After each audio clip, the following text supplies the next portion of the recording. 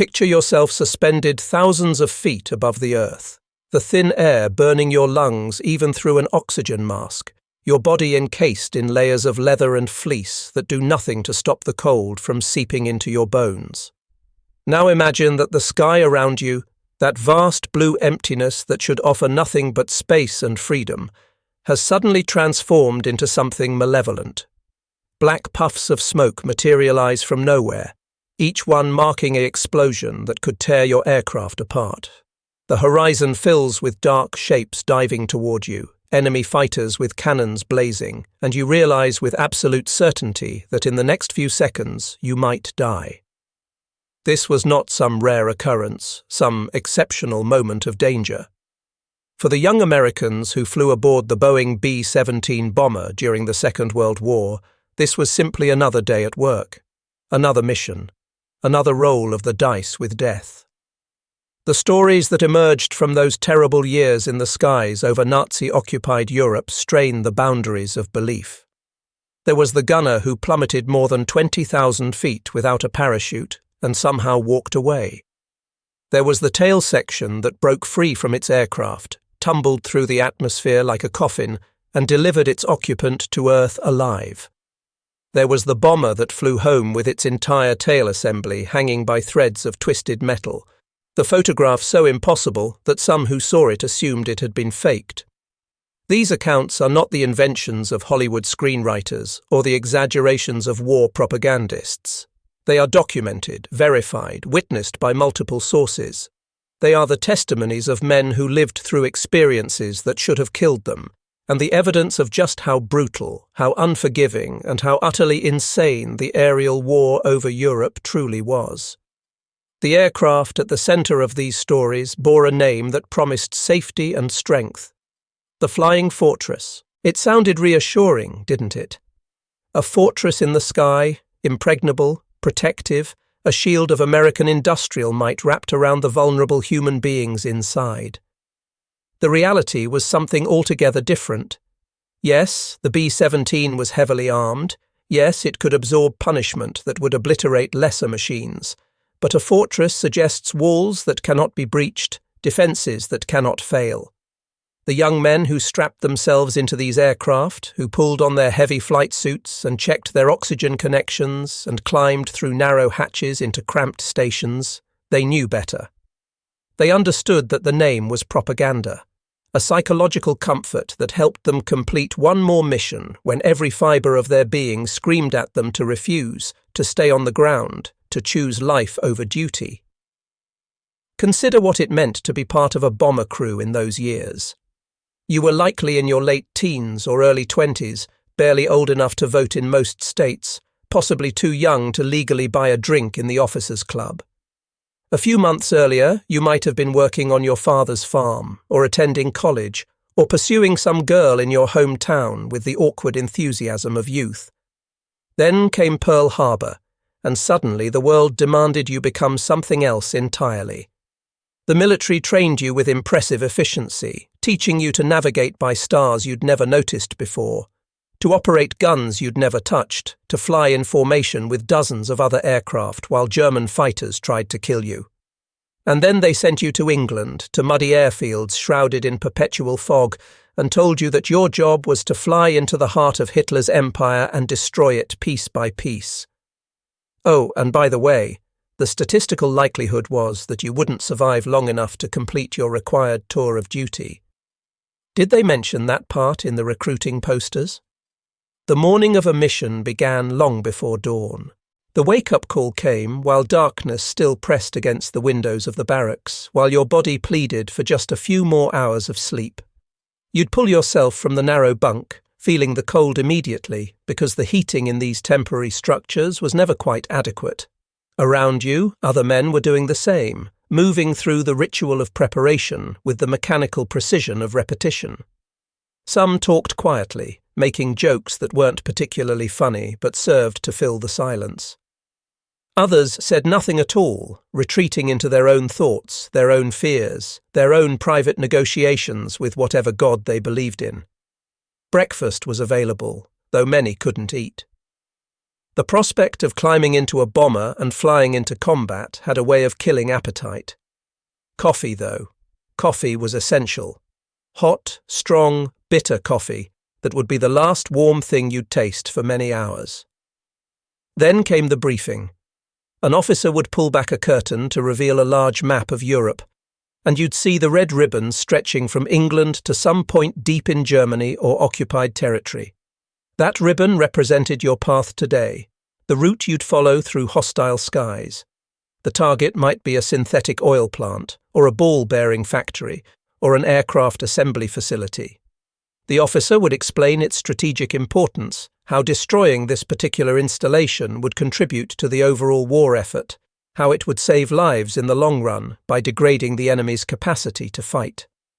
All of this was true, but it was also abstract, distant, a strategic justification for what you were about to endure. What mattered more were the practical details. Expected fighter opposition, known anti-aircraft batteries, weather conditions, rendezvous points with escort fighters. You'd study reconnaissance photographs, memorize landmarks, absorb information that might mean the difference between finding your way home or becoming lost over enemy territory. And throughout all of this, you'd be trying not to think about the empty chairs in the room, the crews who'd attended briefings just like this one and never came back. The walk to the aircraft was its own kind of torture. You'd be loaded down with equipment. Heavy fleece-lined flight suit over your regular uniform, because at altitude the temperature would drop to dozens of degrees below zero. Oxygen mask and portable bottle, parachute harness, Mae West life preserver in case you ended up in the Channel. Flak jacket if you were lucky enough to have one, though the early crews often weren't. Pistol and survival kit in case you were shot down and had to evade capture. All of this gear made you waddle more than walk, and the weight was exhausting even before you'd done anything. The bomber would be waiting on its hard stand, this massive machine that seemed far too heavy to possibly leave the ground.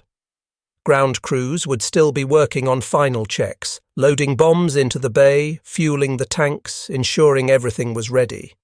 They'd wish you luck as you climbed aboard, and you'd see in their faces a mixture of relief that they weren't going and guilt that you were. Inside the B-17, space was cramped and cluttered. This was not a passenger aircraft designed for comfort. Every square inch served some function related to the mission. The pilot and co-pilot sat up front in the cockpit, surrounded by instruments and controls. Behind them, the navigator had his small table and maps and tools for calculating position and heading. The bombardier would lie prone in the nose during the bomb run, peering through his Norden bomb sight, making the tiny adjustments that would supposedly deliver the bombs precisely on target. The engineer monitored the 4 massive radial engines, watching for any sign of trouble. And distributed throughout the aircraft were the gunners, each man responsible for protecting a particular arc of sky. The top turret gunner sat in a powered turret amidships, able to rotate 360 degrees. The ball turret gunner curled into a sphere suspended beneath the fuselage, the most vulnerable and claustrophobic position imaginable. The waist gunners stood at open windows on either side of the aircraft, exposed to the elements and the enemy. The tail gunner crawled back to the very end of the fuselage and crouched in isolation, watching the sky behind for fighters approaching from astern. 10 men, each utterly dependent on the others, each knowing that one mistake by anyone could doom them all. Takeoff was a moment of controlled chaos. The B-17 was heavy, even empty, and fully loaded with bombs and fuel. It required every inch of available runway to lumber into the air. The engines would roar at full power, the whole airframe shaking with the strain, and slowly, reluctantly, the bomber would accelerate. The pilot would pull back on the controls, and there'd be that moment of uncertainty, that second where you weren't sure if the aircraft would actually fly or simply run out of runway and crash through the fence at the far end of the field. Then the shaking would smooth out, and you'd feel the wheels leave the ground, and suddenly you were airborne, climbing gradually into the grey English sky. One aircraft after another would lift off, each joining the growing formation, until dozens of bombers were circling the airfield, assembling into the precise geometric patterns that were supposed to provide mutual protection. The flight across the English Channel was usually quiet, almost peaceful. Below you could see the coastline, the white cliffs, the patches of farmland arranged in irregular patterns. The water was dark and cold, and you'd think about how quickly you'd die if you ended up in it. Gradually, England would fall away behind you, and you'd cross into occupied territory, and the quality of the silence would change. It would become tense, expectant. Everyone scanning the sky, searching for the first sign of enemy fighters.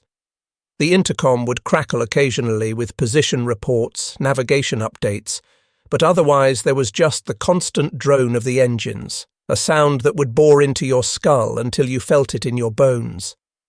The defensive network that Germany had constructed was perhaps the most sophisticated in history up to that point. Anti-aircraft guns ringed every significant target, not just a few scattered batteries, but hundreds of them, coordinated by radar and fire control systems that calculated altitude and speed and trajectory with frightening accuracy. These guns fired 88mm shells that would climb to altitude and then explode in bursts of shrapnel, each explosion creating a sphere of flying metal fragments that could puncture aluminum skin, sever control cables, ignite fuel, or tear through human flesh. The Allied crews called it Flak, abbreviated from the German Fliegerabwehrkanone, and they learned to recognize its appearance from miles away. The shells would detonate in clusters, creating patches of black smoke that hung in the air, and you'd know that flying through those patches meant flying through a storm of steel. The doctrine said you couldn't avoid it. The doctrine said you had to maintain formation, hold your altitude and heading, give the bombardier a stable platform for aiming. So that's what you did. You flew straight into the flak, feeling the concussions as shells detonated nearby, hearing the sharp crack when shrapnel hit your aircraft, and praying that none of the fragments would hit something vital, or hit you. German fighter pilots added another layer of threat. The Luftwaffe had learned through hard experience how to attack American bomber formations most effectively.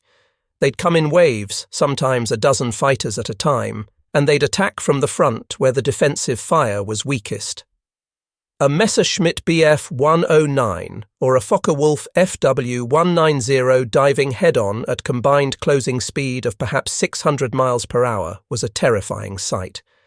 You'd see it as a speck on the horizon, then it would grow rapidly larger, and you'd be squeezing the triggers of your gun, sending streams of 50 caliber bullets toward it, and the fighter would be firing back, cannon shells and machine gun rounds converging on your position. The whole encounter might last only seconds, but those seconds would contain more adrenaline and terror than most people experience in a lifetime. Sometimes you'd see your bullets strike home, see pieces fly off the fighter, see it start to smoke and peel away. Sometimes the fighter's guns would find their mark on a nearby bomber, and you'd watch in horror as the other aircraft erupted in flames or simply disintegrated. And sometimes, probably more often than anyone wanted to admit, you'd miss each other entirely, the fighter screaming past at impossible speed, and you'd realize you were still alive and you'd have just seconds to prepare for the next attack. When a B-17 was hit badly enough, decisions had to be made in fractions of a second. If the damage was catastrophic, if fuel was pouring from ruptured tanks or engines were on fire or control surfaces had been destroyed, the pilot would ring the bailout bell and the crew would have to abandon the aircraft. This was never simple. The bomber might be in a spin or a steep dive, making it almost impossible to move through the fuselage. Hatches might be jammed by twisted metal. Equipment might have shifted, blocking access to escape routes. The aircraft might be on fire, smoke filling the interior, making it impossible to see or breathe even with oxygen masks. Each man wore a parachute harness, but the actual parachute pack had to be clipped on at the last moment because it was too bulky to wear at your station. Imagine trying to locate your parachute, clip it on correctly, find an exit, and jump out of a plummeting bomber, all while the aircraft is shaking itself apart around you. Many men never made it. They died inside the wreckage, unable to escape in time, their bodies carried down with the aircraft to impact in some French field or German forest. Those who did manage to bail out faced their own set of dangers. A parachute made you a slow-moving target, drifting down through skies that might still contain enemy fighters. Some German pilots would machine gun descending airmen, a violation of the laws of war, but a reality nonetheless. If you landed in occupied territory, you might be captured immediately by German troops, or you might have a chance to evade, to hide, to make contact with resistance networks that could smuggle you back to England. If you were injured during the bailout or landing, which was common, your prospects of evasion were essentially zero. And even if you were healthy and lucky enough to make contact with the resistance, the journey back to Allied lines could take months, travelling by night through hostile countryside, always one betrayal away from a concentration camp or a firing squad. But let's talk about the truly extraordinary cases, the ones that defy rational explanation. Let's talk about Staff Sergeant Alan Magee. On the 3rd of January in 1943, his B-17, nicknamed Snap Crackle Pop, was part of a raid on Saint-Nazaire in German-occupied France. The aircraft was hit by anti-aircraft fire and severely damaged. Magee was serving as the ball turret gunner, which meant he was curled inside that small sphere beneath the fuselage, operating the 250 caliber machine guns mounted there. The ball turret was so cramped that gunners couldn't wear their parachutes inside it.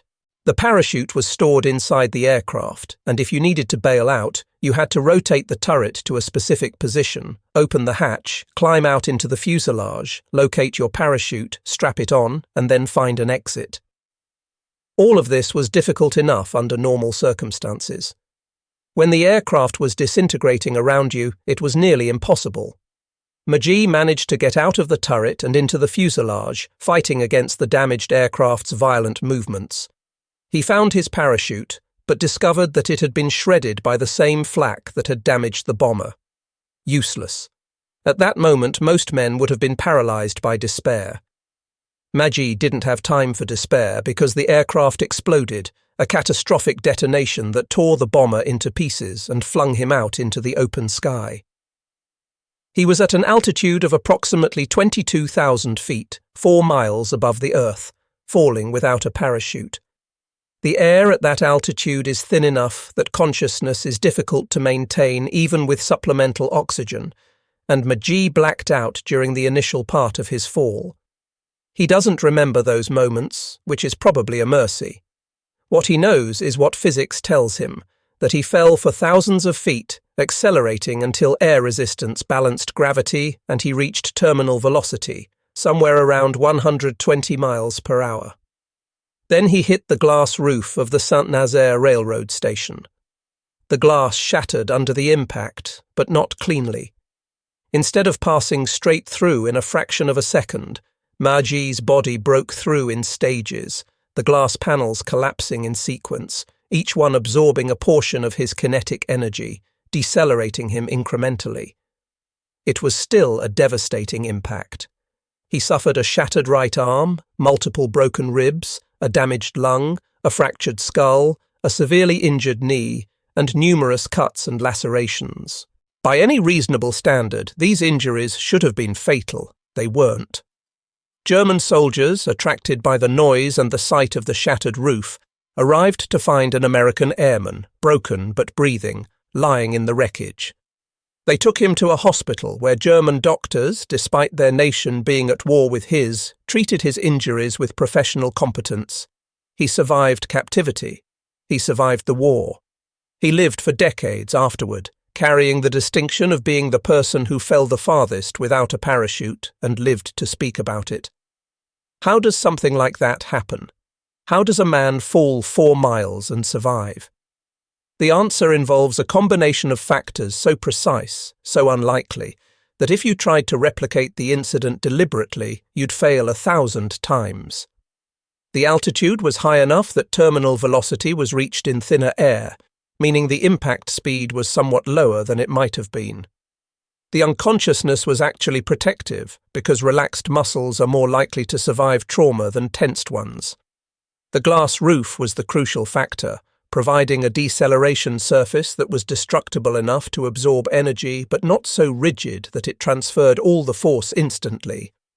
And finally, sheer randomness, the chaos of trajectory and angle and impact point, all aligning in the one configuration out of millions that allowed survival.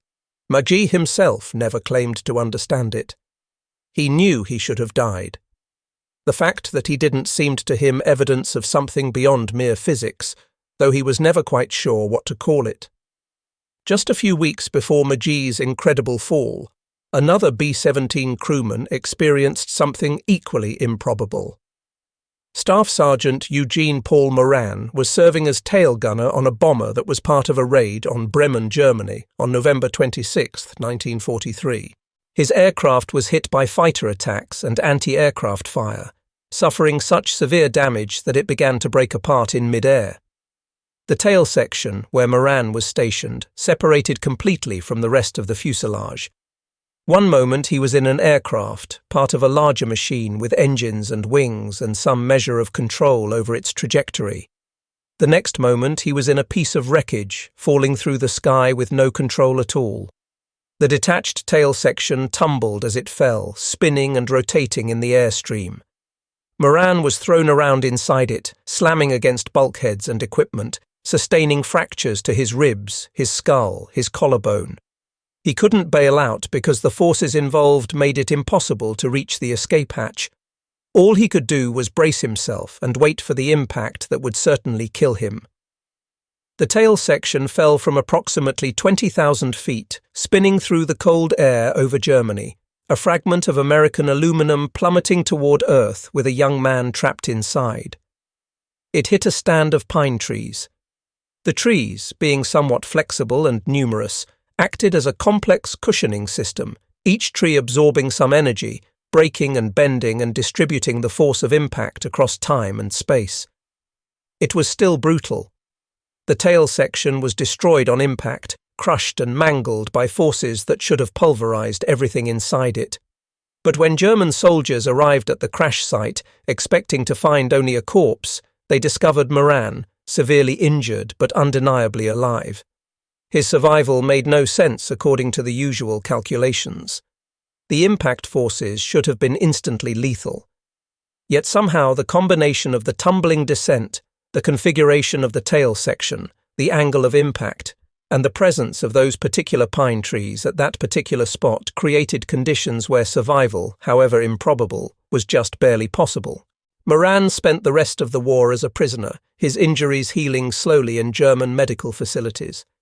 He endured captivity, endured the uncertainty of not knowing whether he'd ever see home again, endured the knowledge that most of his crew had died when the bomber broke apart. When the war finally ended and he was liberated, he returned to the United States carrying injuries and memories that would mark him for the rest of his life. Like McGee, he'd experienced something that statistically shouldn't happen, something so far beyond normal human experience that even explaining it to others was difficult. How do you make someone understand what it's like to fall 4 miles inside a piece of wreckage and live? The following January brought another similar case. Staff Sergeant James Joseph Lay was aboard a B-17 that collided with another bomber in heavy clouds near Athens, Greece. The collision severed the tail section, and Lay, who was in the tail at the time, suddenly found himself separated from the rest of his crew and falling. Like Moran before him, he was trapped inside a piece of debris with no possibility of escape, no parachute that could help him even if he could reach it. The tail section plummeted through the clouds and crashed into a heavily wooded area, the trees once again providing enough deceleration to make survival just barely possible. Lay crawled out of the wreckage, injured but mobile, and was discovered by Greek monks who were as astonished as anyone else that he was alive. The circumstances were nearly identical to Moran's experience just weeks earlier, proving that while such incidents were extraordinarily rare, they were not quite unique.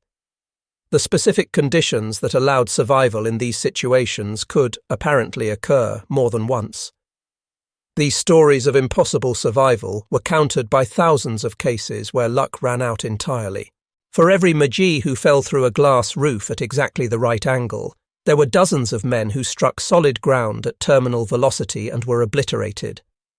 For every moran or lay whose tail section happened to hit trees in exactly the right way, there were countless others whose wreckage impacted flat ground or water or rock and left nothing but a crater.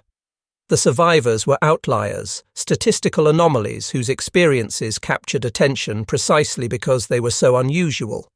The normal outcome of falling from a disintegrating bomber was death, quick and certain. Even when men managed to bail out successfully with functioning parachutes, their troubles were far from over. Landing in occupied territory meant capture if you were discovered, and most men were discovered relatively quickly. The German countryside was well populated, and a descending parachute was visible for miles. Even if you managed to hide your parachute and evade the initial search parties, you faced the challenge of moving through hostile territory without speaking the language, without proper civilian clothes, without papers, without money, without any of the normal tools of survival. Some airmen were shot by angry civilians who just watched Allied bombs destroy their towns. Some were turned over to the SS rather than regular Wehrmacht troops and faced far harsher treatment. Some were simply unlucky enough to land in remote areas and died of exposure or injuries before they could find help. But there were also remarkable stories of successful evasion. Airmen who made contact with resistance networks in France or Belgium or the Netherlands, brave men and women who risked their lives to hide Allied personnel and smuggle them back to safety. These networks provided false papers, civilian clothing, safe houses, guides who knew the escape routes through the Pyrenees into neutral Spain. The journey could take months, travelling mostly at night, hiding during the day, always aware that one mistake, one informer, one random checkpoint could end in arrest and execution, not just for the evader, but for everyone who'd helped him. Some airmen successfully made this journey, reappearing in England weeks or months after being shot down, ready to fly again despite having every reason to request transfer to ground duty. Let's return to the aircraft themselves and consider what it meant to keep them flying. The B-17 was designed with redundancy in mind. It had 4 engines, and it could theoretically fly on 3 or even 2 if the remaining engines were on the same side of the aircraft to maintain balance. The control surfaces had backup cables, so if one set was severed by battle damage, the aircraft might still be controllable. The fuel system had multiple tanks and cross-feed capabilities, allowing fuel to be transferred from damaged tanks to intact ones. All of this redundancy was necessary because battle damage was not a question of if, but when. Nearly every mission resulted in some level of damage to some of the aircraft involved. The ground crews who maintained these bombers developed an intimate knowledge of what the machines could survive. They'd see aircraft return with holes punched through wings, with engines shot out, with tail surfaces barely attached, and they'd shake their heads in amazement that the aircraft had made it home at all. Then they'd set to work patching the damage, replacing what couldn't be repaired, cannibalizing parts from aircraft too damaged to fly again, doing whatever was necessary to get the bombers ready for the next mission. It was a cycle of destruction and reconstruction, damage and repair that continued day after day throughout the war years. There are photographs from the era that capture this surreal reality better than words ever could. One famous image shows a B-17 called All-American, photographed from another bomber in the formation. The aircraft's tail section is almost completely severed, hanging on by what appears to be little more than wishful thinking and a few intact structural members. The horizontal stabilizer is tilted at an impossible angle. The vertical stabilizer looks like it's about to fall off entirely. And yet the aircraft is flying, maintaining formation, the controls somehow still responding to pilot input despite the catastrophic damage. The photograph seems almost fake because the human mind rejects the idea that an aircraft in that condition could possibly stay airborne. But it did. The pilot nursed it back to England, landed it successfully, and the aircraft was eventually repaired and flew again. How did such a thing happen? On February 1st, 1943, All-American was part of a formation attacking German positions in Tunisia. The mission itself had gone reasonably well. Bombs had been dropped, the formation was heading home, and the crew was beginning to think they might have survived another one. Then 2 German fighters attacked head-on. The defensive gunners opened fire, tracers arcing across the sky, and one of the fighters was hit and destroyed. But the other fighter, already damaged and out of control, didn't have time to dive away. It slammed into All American's tail section, the impact nearly severing the entire rear portion of the fuselage. The fighter disintegrated completely, pieces of it scattered across the sky, the pilot certainly killed instantly. All American should have followed it down, should have broken apart completely and tumbled earthward as so many other bombers had done. Instead, through a combination of structural design, the specific nature and location of the damage, and extraordinary flying skill, the aircraft held together. The pilot, Lieutenant Kendrick Bragg, discovered that he still had some control authority, though the aircraft was handling unlike anything he'd ever experienced in training. He kept it flying, kept it in formation with the other bombers who were staying close in case bailout became necessary, and eventually brought it back to base. The landing must have been terrifying for everyone involved. The normal approach to landing involves reducing power and allowing the aircraft to descend at a controlled rate while reducing speed. With a badly damaged tail section, all of these normal procedures became uncertain. Would the tail hold together under the changing aerodynamic loads? Would the control surfaces continue to function? Would the stress of touchdown cause the tail to break off completely?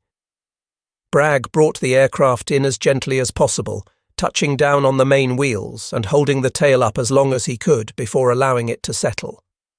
The aircraft rolled to a stop. The crew evacuated quickly, half expecting the tail to collapse even after landing.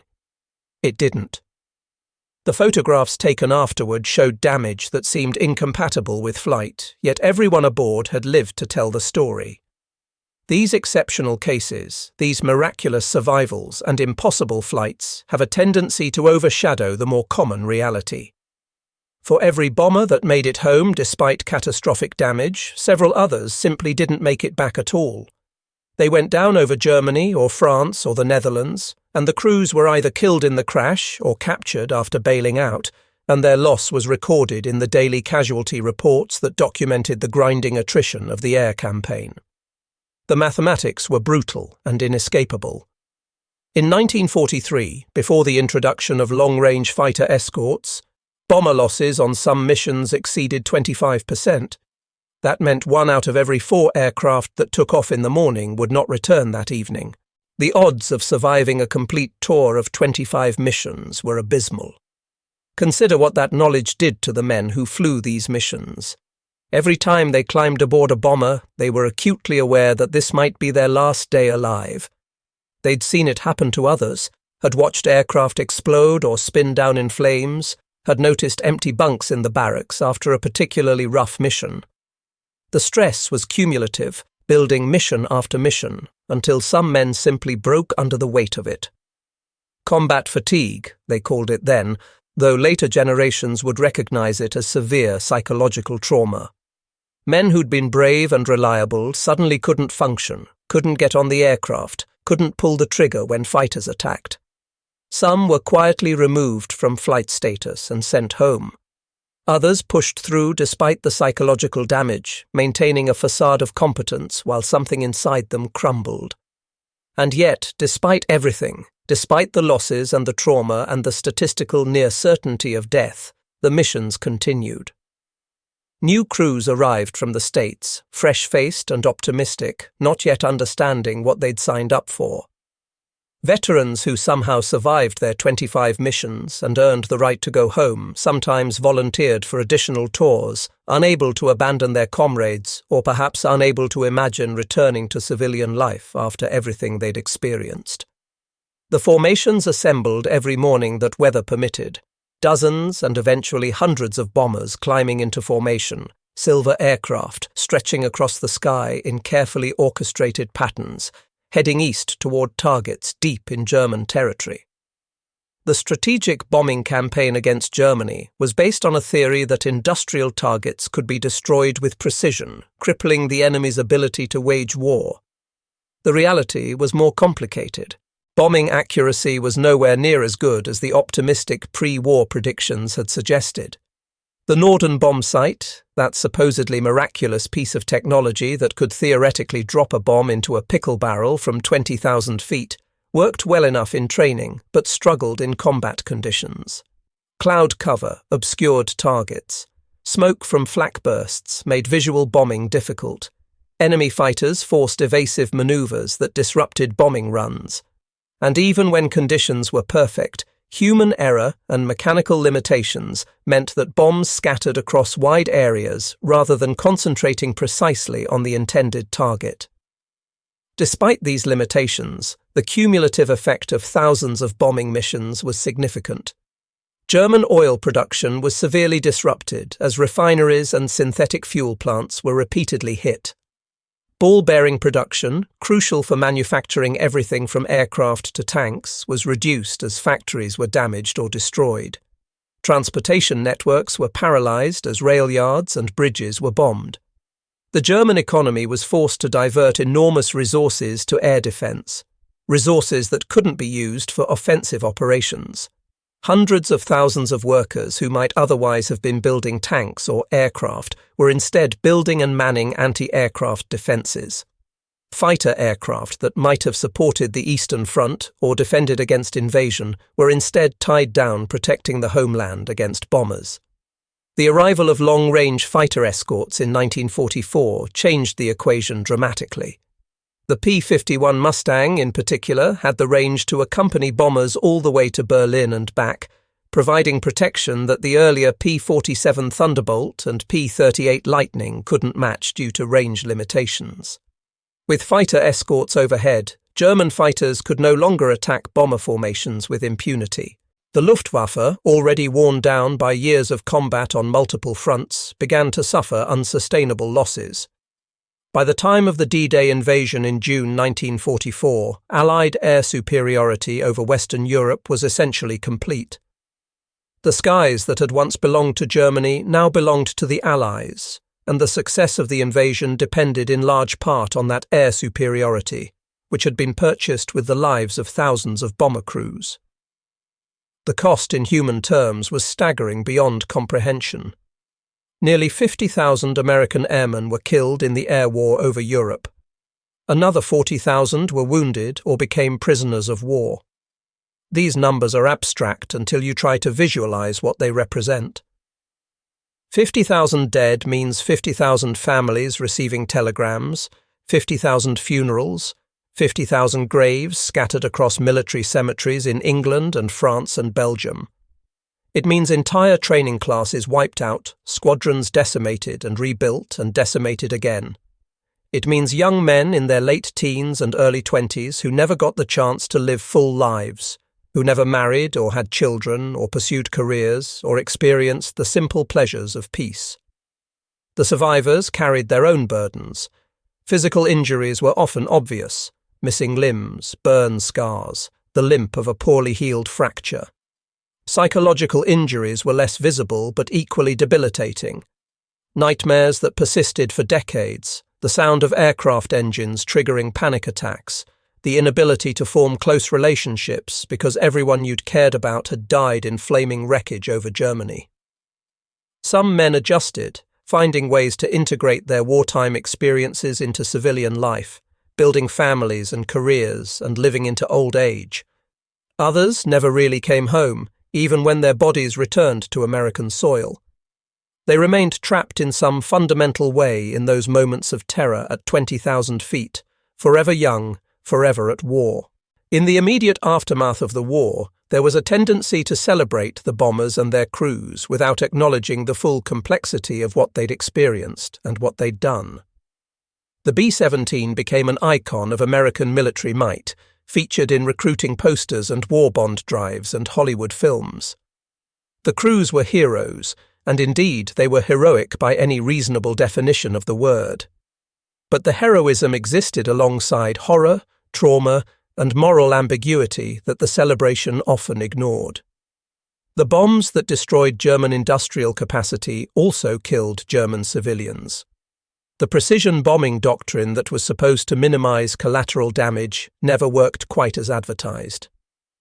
By the end of the war, the distinction between military and civilian targets had blurred considerably, and while German war crimes were certainly worse by orders of magnitude, the Allied bombing campaign raised its own difficult questions about the acceptable costs of total war. The B-17 itself outlived the war by only a few years in military service. Newer, better aircraft replaced it. Most were scrapped, melted down, returned to the industrial cycle that had created them. A few were preserved, kept in museums, or maintained in flying condition by dedicated enthusiasts who understood the historical significance of the type. Today, you can occasionally see a restored B-17 at an air show, the four Wright Cyclone engines producing their distinctive sound, the aircraft lumbering into the sky with the ponderous grace of a machine designed in an earlier era of aviation. For those who know the history, watching a flying fortress fly is an emotional experience. It's beautiful, certainly, this artifact from another time. But it's also haunting, because you can't help but think about all the young men who flew in aircraft exactly like this one, and how many of them never came home. The legacy of the B-17 and its crews extends beyond the specific machines and battles. It represents a particular moment in history when wars were fought by mass mobilization, when entire nations committed their industrial capacity and human resources to conflict on a scale that seems almost incomprehensible from our current perspective. The young men who climbed into these bombers came from farms and small towns and cities across America, ordinary people who found themselves in extraordinary circumstances, asked to do things that no one should reasonably be asked to do. They did those things anyway, not because they were superhuman or because they lacked fear, but because the alternative seemed worse. They believed, rightly or wrongly, that their sacrifice was necessary to prevent something even more terrible. Looking back across the decades, what stands out is not the machinery of war, impressive though it was, but the human dimension. The letters written the night before a mission, knowing there was a good chance they'd never be read except by grieving family members. The superstitions that developed, the lucky charms and rituals that created the illusion of control in a situation where control was largely impossible. The dark humour that emerged as a coping mechanism, jokes about death that would have been tasteless in any other context but somehow made sense when you might be dead tomorrow. The bonds formed between crew members, relationships forged under such intense circumstances that they exceeded normal friendship, becoming something closer to family, or perhaps something for which ordinary language has no adequate term. Some of the survivors lived long enough to see their experiences recede into history, to become elderly men in their 70s and 80s and 90s, veterans of a war that younger generations knew only from textbooks and films. They'd attend reunions, these gatherings of old men who'd been young together in a very different world, and they'd share stories that outsiders couldn't fully understand. Not because the stories were secret or because they refused to share, but because some experiences resist translation, remain locked in the moment they occurred, accessible only to those who were actually there. The fear of anti-aircraft fire, the cold at altitude, the grief of watching your wingman explode, the relief of touching down safely one more time. These things could be described but never fully communicated to someone who hadn't lived them. As the years passed and the veterans aged, there was a race against time to record their testimonies, to preserve their memories before they were lost forever. Historians and journalists and filmmakers sought them out, asking them to recall details from 60 or 70 years earlier to describe what it had been like to fly combat missions in a B-17. Some remembered with remarkable clarity, able to recount specific dates and targets and events with precise detail. Others found that memory had blurred things, that the individual missions had merged together into a general impression of chaos and fear, and occasional moments of beauty when the clouds parted and you could see the earth far below, serene and peaceful despite the war raging across its surface. The physical artifacts remain scattered across Europe, pieces of wreckage still being discovered in fields and forests where bombers crashed 80 years ago. Sometimes human remains are recovered and identified, allowing families to finally know what happened to their grandfather or great-uncle who was listed as missing in action. Archaeological teams treat these sites with appropriate respect, recognizing that they're essentially war graves, places where young men died violently far from home.